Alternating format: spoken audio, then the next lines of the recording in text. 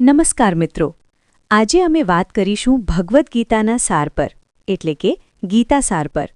ભગવદ્ ગીતા એ હિન્દુ ધર્મનું એક અત્યંત મહત્વનું ગ્રંથ છે, જે મહાભારતના ભીષ્મ પર્વમાં આવેલું છે. આ એક એવું ગ્રંથ છે જે જીવનના દરેક પાસાને સ્પર્શે છે: કર્મ, ભક્તિ, જ્ઞાન, ધર્મ અને આત્માની શોધ. આ વિડીયોમાં હું તમને ગીતાના મુખ્ય સારને સરળ અને વિસ્તૃત રીતે સમજાવીશ. જો તમે આ વિષયમાં રસ ધરાવી છો તો ચેનલને સબસ્ક્રાઇબ કરો અને લાઇક કરો, જેથી વધુ આવા વિડીયો તમારા સુધી પહોંચે. પહેલાં તો ચાલો સમજીએ કે ભગવદ્ ગીતા ક્યારે અને કેવી રીતે ઉત્પન્ન થઈ. મહાભારતના યુદ્ધમાં કુરુક્ષેત્રના મેદાન પર અર્જુન અને કૃષ્ણ વચ્ચેનો આ સંવાદ છે. અર્જુન, જે પાંડવોનો મહાન યોદ્ધા છે, યુદ્ધમાં તેના સગા સંબંધીઓ, ગુરુઓ અને મિત્રોને મારવાની વિચારણાથી વ્યથિત થઈ જાય છે. તેનું ધનુષ પડી જાય છે અને તે કૃષ્ણને પૂછે છે કે આ યુદ્ધમાં ભાગ લેવો કે નહીં. કૃષ્ણ, જે અર્જુનના સારથી છે, તેને ઉપદેશ આપે છે અને આ ઉપદેશ જ ભગવદ્ ગીતા છે. ગીતામાં 18 અધ્યાય અને 700 શ્લોક છે, પરંતુ તેનો સાર એટલો ગહન છે કે તે આજે પણ માનવ જીવનને પ્રેરણા આપે છે. ગીતાના સારને સમજવા માટે અમે તેને મુખ્ય થીમ્સમાં વિભાજિત કરીશું. પહેલી મુખ્ય વાત છે કર્મયોગ, એટલે કર્મનો યોગ.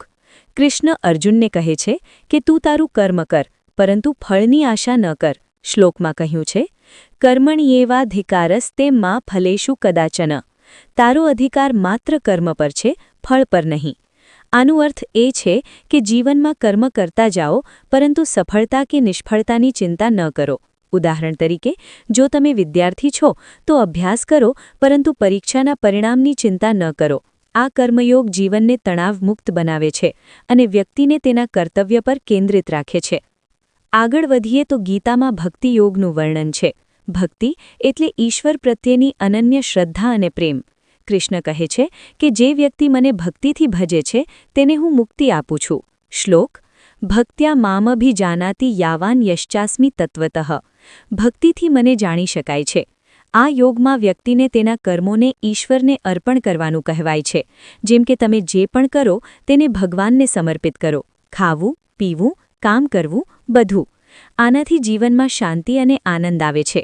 વાસ્તવિક જીવનમાં ઘણા લોકો ભક્તિમાર્ગ અપનાવીને તેમની મુશ્કેલીઓને પાર કરે છે, જેમ કે મીરાબાઈ કે તુલસીદાસ જેવા ભક્તો.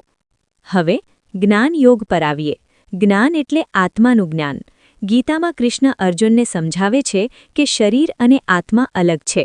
શરીર નાશવાન છે, પરંતુ આત્મા અમર છે. શ્લોક: નૈનમ છિંદંતી શાસ્ત્રાણી નૈનમ દહતિ પાવકઃ. આત્માને શસ્ત્ર કાપી શકતા નથી, અગ્નિ બાળી શકતો નથી.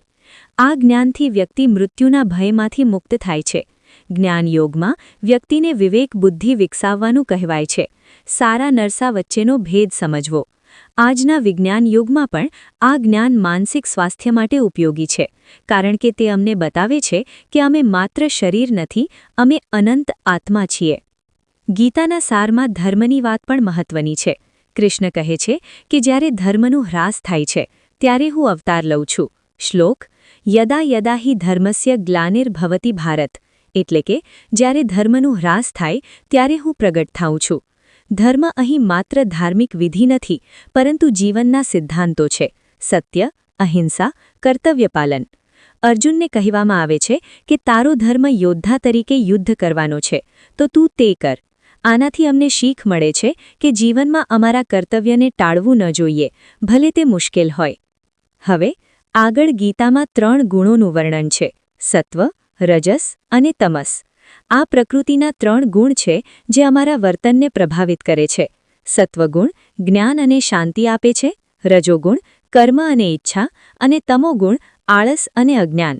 કૃષ્ણ કહે છે કે આ 3 ગુણોથી પાર જઈને જ વ્યક્તિ મુક્તિ પામે છે. વાસ્તવિક જીવનમાં અમે અમારા આહાર, વિચાર અને કાર્યો દ્વારા આ ગુણોને નિયંત્રિત કરી શકીએ છીએ. ઉદાહરણ તરીકે, સાત્વિક આહાર જેમ કે ફળો અને શાકભાજી સત્વગુણ વધારે છે. ગીતામાં યોગના અનેક પ્રકારોનું વર્ણન છે, પરંતુ તે બધા એક જ લક્ષ્ય તરફ દોરી જાય છે: આત્મસાક્ષાત્કાર. કૃષ્ણ અર્જુનને તેના વિશ્વરૂપનું દર્શન કરાવે છે, જેમાં તે સમગ્ર બ્રહ્માંડને પોતાનામાં સમાવે છે. આ દર્શનથી અર્જુનને સમજાય છે કે કૃષ્ણ જ પરમાત્મા છે અને બધું તેમની ઈચ્છાથી થાય છે. શ્લોક મમૈવાંશો જીવલોકે જીવભૂતઃ સનાતનઃ જીવો મારા અંશ છે. આનાથી અમને એકત્વની ભાવના મળે છે. બધા જીવોમાં ઈશ્વર છે. હવે ચાલો કેટલાક મુખ્ય અધ્યાયોના સાર પર નજર કરીએ. પ્રથમ અધ્યાયમાં અર્જુનની વિષાદ છે, તે યુદ્ધથી ડરે છે. બીજા અધ્યાયમાં સાંખ્યયોગ છે, જ્યાં આત્માની અમરતા સમજાવાય છે. ત્રીજા અધ્યાયમાં કર્મયોગ, ચોથા અધ્યાયમાં જ્ઞાન કર્મ સંન્યાસયોગ. પાંચમા અધ્યાયમાં કર્મ સંન્યાસયોગ, જ્યાં કહેવાય છે કે કર્મ અને સંન્યાસ બંને સમાન છે જો યોગ્ય રીતે કરવામાં આવે. છઠ્ઠા અધ્યાયમાં ધ્યાનયોગ, મેડિટેશનનું મહત્વ. અહીં કહેવાય છે કે મનને નિયંત્રિત કરો, કારણ કે મન જ મિત્ર અને શત્રુ છે. સાતમા અધ્યાયમાં જ્ઞાન વિજ્ઞાન યોગ, જ્યાં કૃષ્ણ તેમના દ્વારા વિભાજિત પ્રકૃતિ સમજાવે છે. આઠમા અધ્યાયમાં અક્ષર બ્રહ્મયોગ, મૃત્યુ સમયે ઈશ્વરનું સ્મરણ કરવું. નવમા અધ્યાયમાં રાજવિદ્યા રાજગુહ્ય યોગ, ભક્તિનું રહસ્ય. દસમા અધ્યાયમાં વિભૂતિ યોગ, જ્યાં કૃષ્ણ તેમની વિભૂતિઓ મહિમા વર્ણવે છે, જેમ કે સમુદ્રમાં વરુણ, પર્વતોમાં હિમાલય. 11મા અધ્યાયમાં વિશ્વરૂપ દર્શન યોગ, કૃષ્ણનું વિશ્વરૂપ. 12મા અધ્યાયમાં ભક્તિ યોગ, જ્યાં ભક્તિને સર્વશ્રેષ્ઠ માર્ગ કહેવાય છે. 13મા અધ્યાયમાં ક્ષેત્રજ્ઞ વિભાગ યોગ, શરીર, ક્ષેત્ર અને આત્મા, ક્ષેત્રજ્ઞ. 14મા અધ્યાયમાં ગુણત્રય વિભાગ યોગ, 3 ગુણોનું વિગતવાર વર્ણન. 15મા અધ્યાયમાં પુરુષોત્તમ યોગ, પુરુષોત્તમનું જ્ઞાન. 16મા અધ્યાયમાં દૈવાસુર સંપદ વિભાગ યોગ, દૈવી અને આસુરી સ્વભાવ. 17મા અધ્યાયમાં શ્રદ્ધાત્રય વિભાગ યોગ, 3 પ્રકારની શ્રદ્ધા. અને 18મા અધ્યાયમાં મોક્ષ સંન્યાસ યોગ, સંન્યાસ અને ત્યાગનું જ્ઞાન. અને અંતે કૃષ્ણ અર્જુનને કહે છે, સર્વધર્માન પરિત્યજ્ય મામેકમ શરણમ વ્રજ. બધા ધર્મોને ત્યાગીને મારી શરણમાં આવ. આ બધા અધ્યાયોનો સાર એ છે કે જીવન એક યુદ્ધ છે અને અમે અર્જુનની જેમ વારંવાર વિષાદમાં પડીએ છીએ. પરંતુ ગીતા અમને માર્ગ બતાવે છે. કર્મ કરો, ભક્તિ કરો, જ્ઞાન મેળવો અને ઈશ્વરની શરણમાં જાઓ. આજના આધુનિક જીવનમાં જ્યાં તણાવ, ડિપ્રેશન અને અનિશ્ચિતતા છે, ગીતા એક માર્ગદર્શક છે. ઉદાહરણ તરીકે કોર્પોરેટ વર્લ્ડમાં કર્મયોગ અપનાવીને લોકો સફળ થાય છે, જેમ કે મહાત્મા ગાંધીએ ગીતાને તેમના જીવનનું માર્ગદર્શન બનાવ્યું હતું. ગીતાના કેટલાક પ્રસિદ્ધ શ્લોકોને વધુ વિસ્તારથી સમજીએ.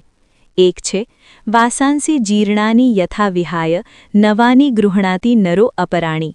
જેમ વસ્ત્રો જૂના થાય તો નવા પહેરીએ, તેમ આત્મા નવા શરીર ધારણ કરે છે. આ મૃત્યુ અને પુનર્જન્મનું જ્ઞાન આપે છે. બીજો, યોગસ્થઃ કુરુ કર્માણી સંગમ ત્યક્ત્વા ધનંજય. યોગમાં સ્થિત થઈને કર્મ કર, આસક્તિ ત્યાગીને. આ બેલેન્સ્ડ જીવનનું રહસ્ય છે. ગીતાના સારને અપનાવવા માટે રોજ થોડું વાંચન કરો, ધ્યાન કરો અને કર્મને નિષ્કામ બનાવો. આ વિડીયોમાં અમે માત્ર સારને સ્પર્શ્યો છે, પરંતુ ગીતા અનંત છે. જો તમને વધુ વિગત જોઈતી હોય તો કોમેન્ટમાં જણાવો. ધન્યવાદ મિત્રો. જય શ્રી કૃષ્ણ.